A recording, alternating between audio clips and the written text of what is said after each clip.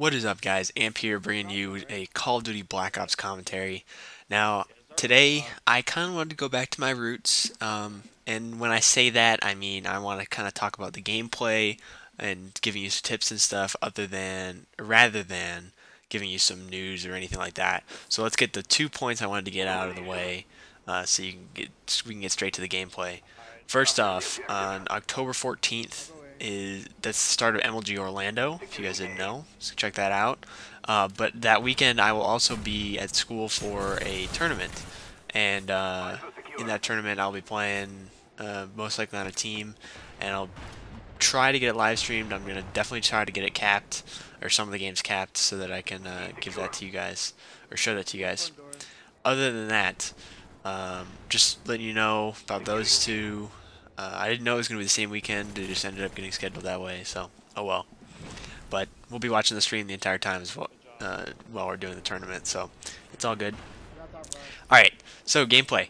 As you can see at the beginning of this game, we're actually playing some game battles. This is my former team, the team we were going to go to Raleigh with. It's Intensify, myself, Twisted Naga, and Swanky. There you go. We were going to go to Raleigh together. The Swanky and Naga ended up dropping out because they're doubles partners, so if one goes, the other goes with him. Unfortunately, that's what happened, and we didn't go to Raleigh. But because we were practicing for Raleigh, I have a bunch of Gamebattles games ready to go. And so I'll be posting some of those most likely as my Black Ops videos from now on, at least until other games come out like Gears and stuff like that. So you'll be seeing a bunch of these. I really enjoy watching these. I'm not sure about you guys, but I'll get straight to the gameplay pretty much because I'm done explaining everything. Hopefully, hopefully I don't lose track of what I'm saying. Anyways, let's go into the game. At the beginning of the game, if you guys noticed, we actually got a triple cap. For a very brief period of time, we had a guy rush over to CDOM, and he ended up capping it because none of them went to it. And then we eventually pushed in and got B as well. It is a really good start to a game, although you kind of want to, ideally you'd get a setup where you have somebody watching A flag and you're watching straight into their spawn. You guys know they spawn on the left side of that house in the back of A spawn. And if you just look straight at that, you're pretty much guaranteed a couple kills off the spawn, and you keep A locked down for a little bit. But yeah, we got a two cap right now, and we're content with holding this because if you guys didn't know, I'll make sure it's in the description and everything. But this is Game Battles plays MLG variant, at least on Game Battles, plays Domination twice.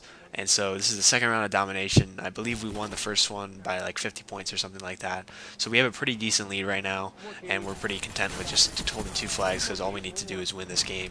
And then if we end up losing it, we can't lose by more than 50 points, you know. So we just gotta concentrate on winning the game. That's pretty much a guaranteed win because we already have a win, or we already have a point lead under our belt.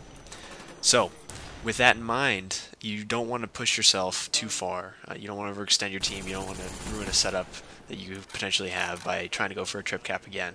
Now, obviously, on a starting strat, if you get a trip cap right away, that's awesome, and it's a testament to how bad the other team is because they didn't go for their own flag or they got naded on their flag or whatnot. And it's also a testament to your team skill and teamwork together to make sure you get full map control right off the start. But we are set up pretty much. You know, I can't stress it enough. In any sort of game type, objective game type especially, which MLG only has objective game types, you really want to be able to set up. Now, a lot of people call this camping. Obviously, I have moved out of my spot now, but you know what I mean. If you sit in one spot, you're considered a camper, and I respectfully disagree with you. If you're sitting in a spot and it's like a corner right inside a door, like if you're at Big Door or sitting right next to Cliff Door, which I'm looking at right now, something like that. If you're just sitting in that corner waiting for somebody to come so you can get that kill, just so you're solely for the purpose of getting that kill, then you're a camper. If you're sitting in a spot like that, taking advantage of all the angles you can get, like obviously you wouldn't be sitting directly next to Cliff Door, but you saw like I was sitting on the outside of Cliff Door looking down towards their spawn route, and you know that's camping, quote unquote, to a lot of people, but for a Game Battles team and for an MLG variant team especially, you're sitting there set up in a position so that you're cutting off the opponent's push onto the map. Now, it's not TDM, so you're not going for that one kill and then backing off and then hiding in a new spot with your ghost on. This is MLG variant in objective games, and you want to be able to control the map more than anything else. And that involves sitting in one spot, watching one direction, watching one choke point, so that the other team can't get through that area. And a lot of people seem to don't understand that, and I know I guess it's a little frustrating for me to try to explain that every time, but yeah, you'll see me sitting in one spot for a long period of time, a lot of times during these games, because that's what you got to do to win, and that's pretty much all you can do. I mean, obviously moving around the map and everything is great. You can get some nasty rush kills, and if you're just going ham on the other team, but overall you just want to coordinate with your team, watch the choke points, and make sure the other team can't do anything. That's pretty much it. So now, as you can see, we're doing a trip cap right now. Even though I was saying at the beginning of the game, you probably shouldn't extend it for a trip cap. But yeah, see, right now we lost B, so that's one very important piece of trip caps. You want to make sure you keep that center flag, because as soon as you lose B, the other team has spawned on either side of you.